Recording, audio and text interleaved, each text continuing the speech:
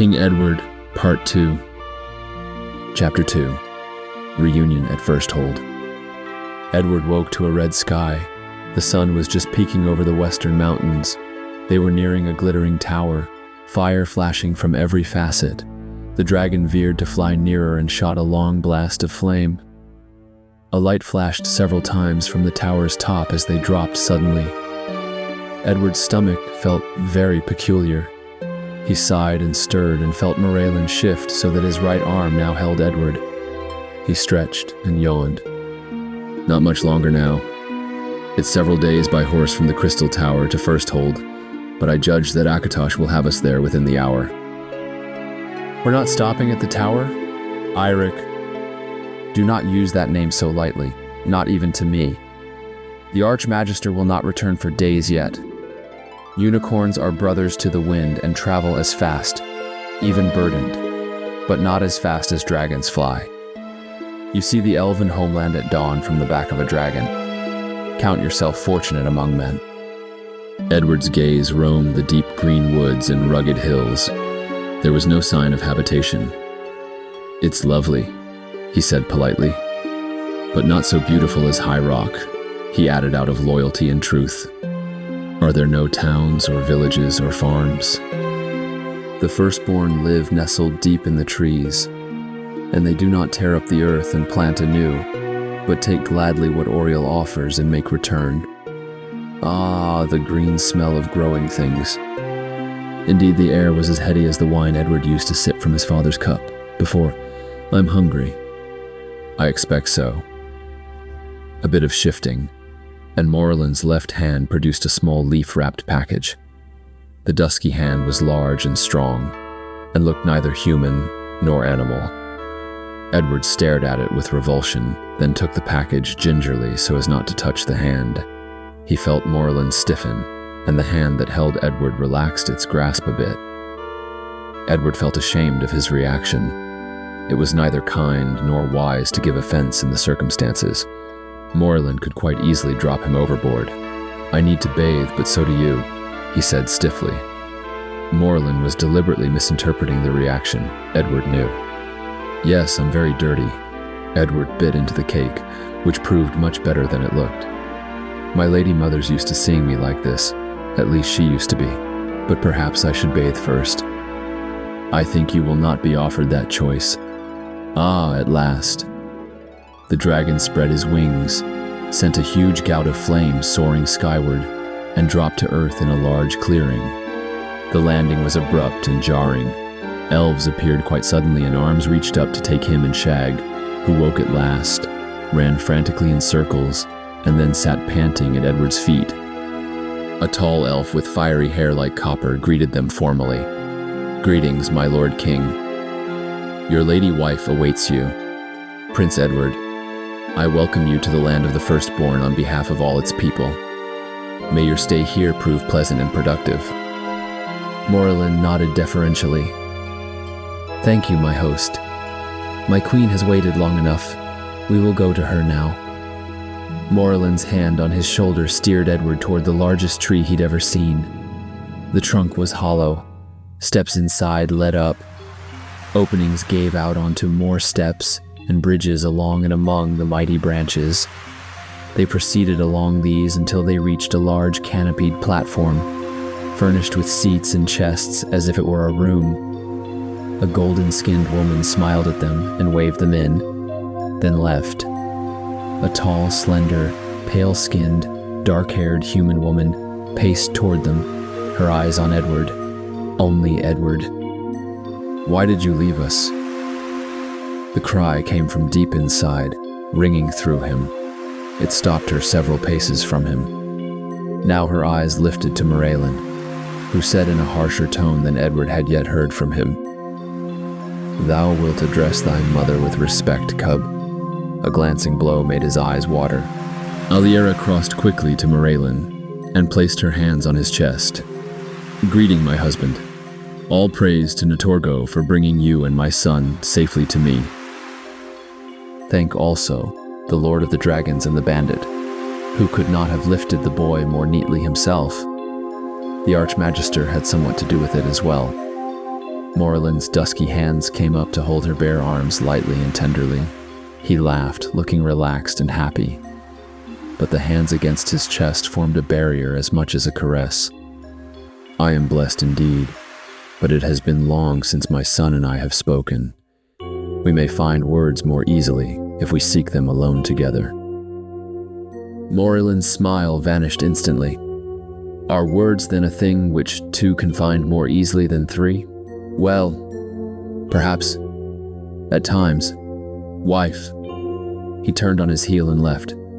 The bridge swung and creaked, but his feet made no sound at all.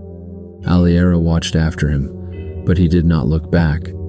Edward felt again the curious mix of satisfaction and regret that came with giving pain to his enemy.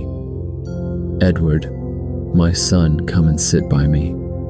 Edward stood where he was.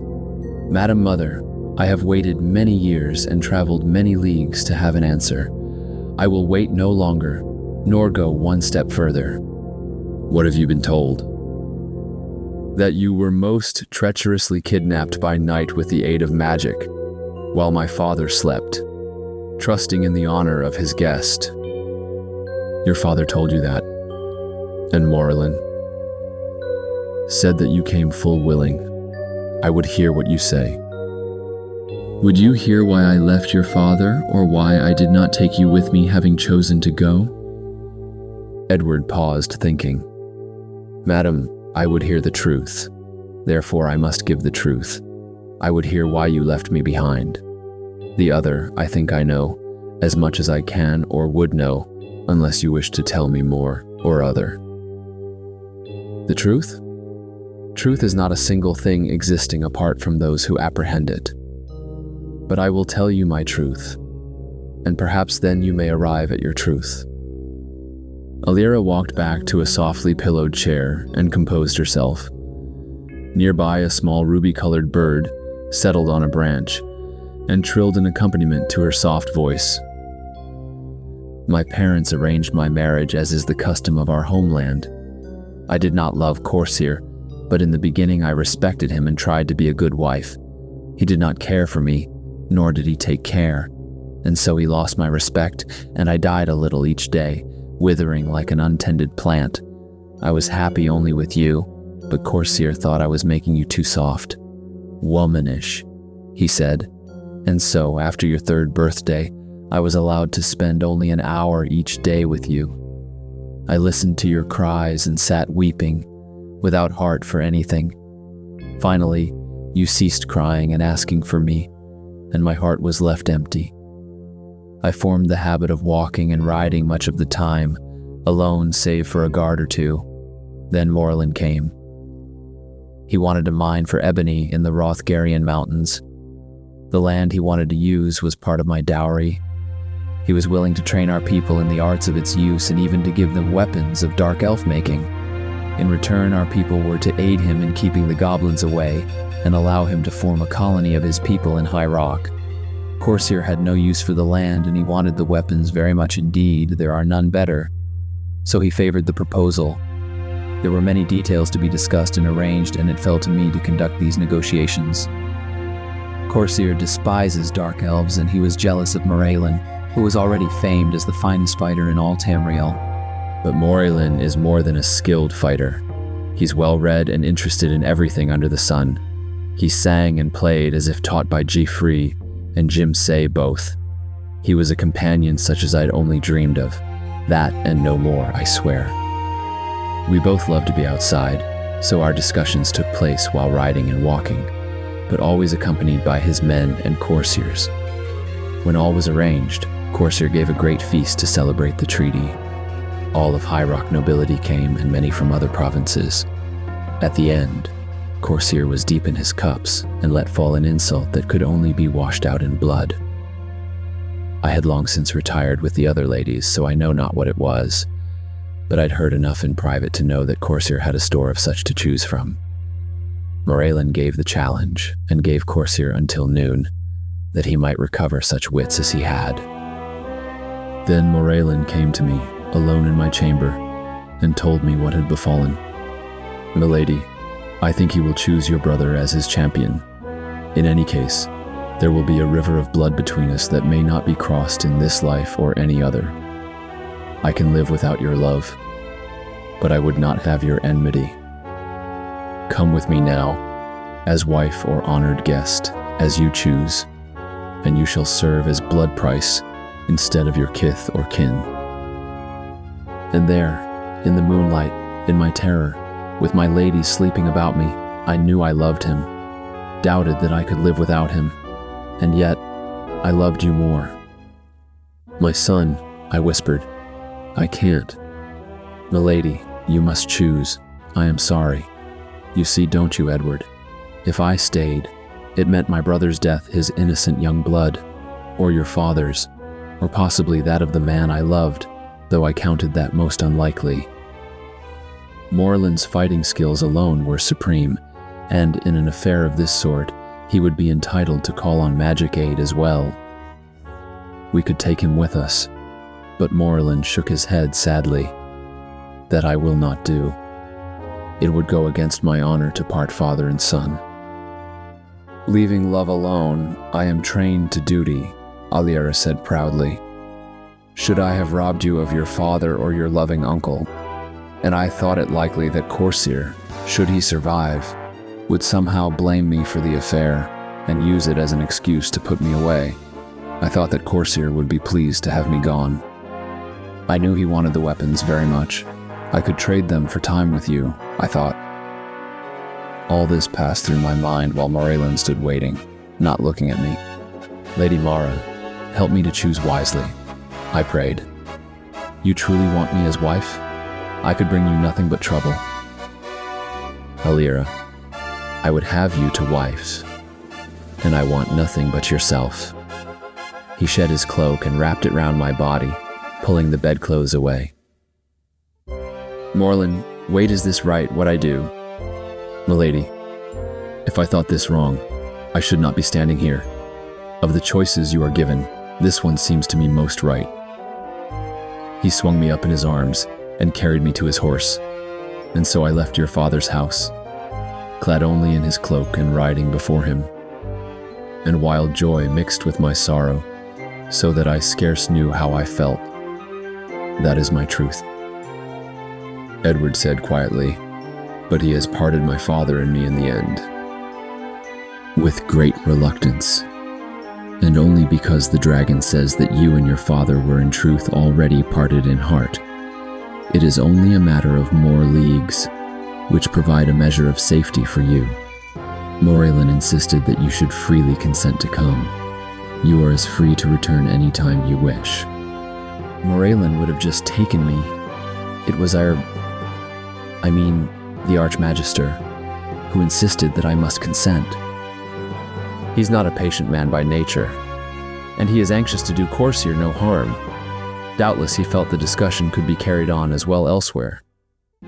He called him King of the Small Cock, and laughed. Why? Are Daggerfall cockerels smaller than Ebonheart birds? And what does it matter anyway? My father was very angry. I think he would have liked to fight. But it's true he hates me. I knew that, but I didn't want to know, so I pretended not to. I don't suppose Morellan would do that. No. He'd lie, though. He thought about telling me he was my father. I could see it. Aliera threw back her head and laughed her pretty rippling laugh. He remembered it from long ago, and it sent shivers down his back. He must have wanted to claim it very badly indeed if he let you see it. He's usually quicker than that, and he does not lie under oath or to hurt those he loves. He doesn't love me, he doesn't even like me. But I do, my dear son. You... Edward thought she was going to say he'd grown. Adults always remarked on his growth, even if he'd just seen them a week ago. Very strange, since he was small for his age. Instead, she said, "You're just as I thought you'd be," with deep maternal satisfaction. And he loves you, but he said he was no one's errand boy, yet you dismissed him as if he were. Aliera's face and neck burned a deep crimson. Nay, though I am reduced to serving man, it seems. Morland had entered silently, bearing a huge tray piled high with food. "Get me a stool, boy." You can play page if I can play server. You must be famished, and I thought I'd best return before my wife gets around to the rest of my faults. Could take her most of the day listing them. He'd shed the mail, and bathed and dressed in fresh black jerkin and hose, with a silvery sash tied round his narrow waist, but the black sword still swung by his side. Mara, help us. You've enough food for a small army, and I've broken my fast. Alira's small hand reached for the elf's arm, slid down it caressingly, then clasped his hand and squeezed it, lifting it to her still hot cheek, brushing it with her lips. Edward looked away quickly, discomforted by the sight of his dusky skin against her fairness. This is for me, and a bit for the boy. But pray join us, my dear. You've grown thin, pining for me, no doubt.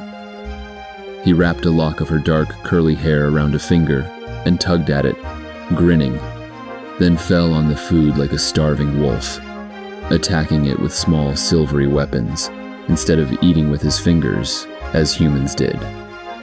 The food was wonderful. Edward ate until he could eat no more.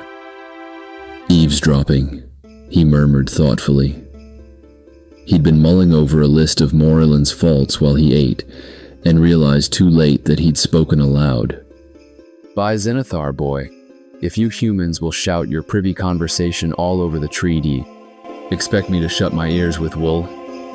He tapped one of his large, pointed ears. Edward hurriedly tried to remember what they'd said, what he'd said. Lying. Oh dear. Maybe he hadn't heard. So I'm a liar, am I, boy? Virgil help him. Edward felt he was drowning. Could the elf read minds? He hoped that wasn't the insult his father had used. I meant I thought that you were thinking about it. You did hesitate. Edward gulped. He was making matters worse. Possibly I was trying to remember. The sardonic tone was back. You don't even like me, Edward burst out. That doesn't seem to have stopped your true father from claiming you. Morland, don't, Alira interrupted, but the elf held up his hand to quiet her. I'm not so sure, Edward flashed. Why do you say that? I don't know. Roan says things, and I'm not at all like him. Everyone remarks on it, and then stops talking. What things? Speak, boy. About how fond Mother was of her brother when they were young, how sad and angry he was when she was carried off. More like a lover, she said, than a brother. She says it very sweetly, but like she means something by it, something too dirty to say. Other times she talks about how elfin I look, and how quickly after marriage I came. Not as quickly as her first son, though. Morland leaped up. By the Avenger, I will go back and wring the vixen's neck. The human. He bit off the insult, but his red eyes flamed rage. His muscles swelled, and his hair stood on end. You do not look half-elven. I never met your mother until 4 years after your conception. Roan, it seems, cannot decide which lie she wishes to use. But incest. Make hell strike her down if I may not. The tall elf paced furiously about the room, lithe as a Khajiit, hand fondling his sword hilt. The platform swayed and dipped. She's ambitious for her sons at Edward's expense. The question is, how many will believe her? Not enough if she was planning to have him killed instead. Aliera's smooth brow wrinkled a bit. I never disliked her, you know, nor she me. She wanted my place, and I was glad enough to let her have it save for Edward. You want me to be king, so I'll let you have the Ebon mines. Edward had just worked out the puzzle. Oh, devil take the Ebon, which he probably will. I have a better chance of getting cooperation from Roan's boys once your father's dead. They'd have reason for gratitude, and the bargain's a good one. Although the chances they could keep a civil tongue long enough to sign a contract seem poor, given their parentage.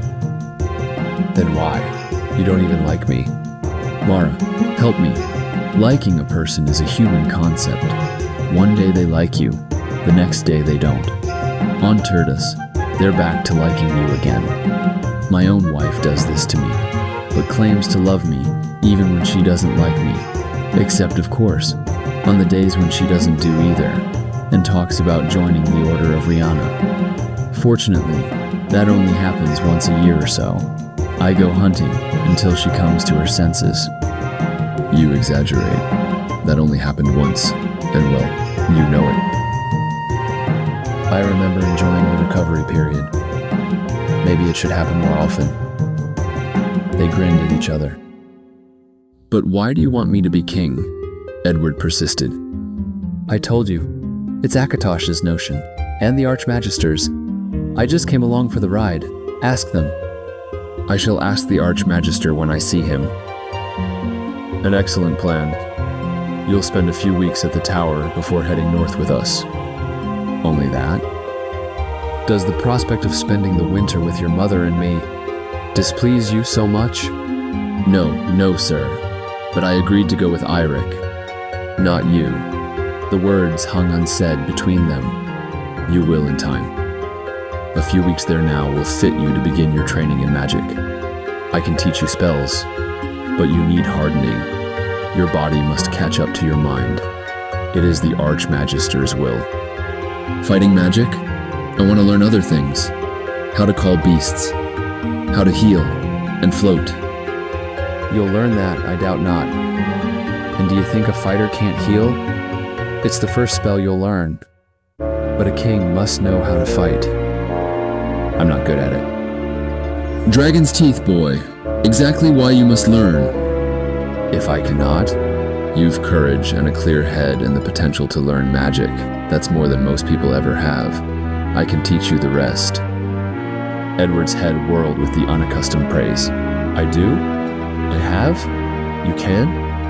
Do you think any of your father's fool court would stand naked before a dragon, a unicorn, the Archmagister, and the champion of Tamriel and demand justice of them? Justice. Faced with such, they might have managed to beg for mercy, if they could speak at all, which is doubtful. I did that. I did, didn't I? Edward was astonished. He wanted to add that he hadn't known, hadn't thought about it. Aye, you did, and it's a deed that shall be sung from here to Morrowind. I'll compose the ballad myself as soon as I have a nap. I don't sleep as sound as some on dragons' backs. You enchanted me and Shag asleep, and the rest of the castle with the help of my friends. Can you levitate? Will you show me? Not so fast. I kept a holding spell on us all night to keep us on the dragon's back. Until I'm rested, I couldn't light a candle with the aid of a match. Oh, well, I'd still rather be like the Archmagister than be a fighter.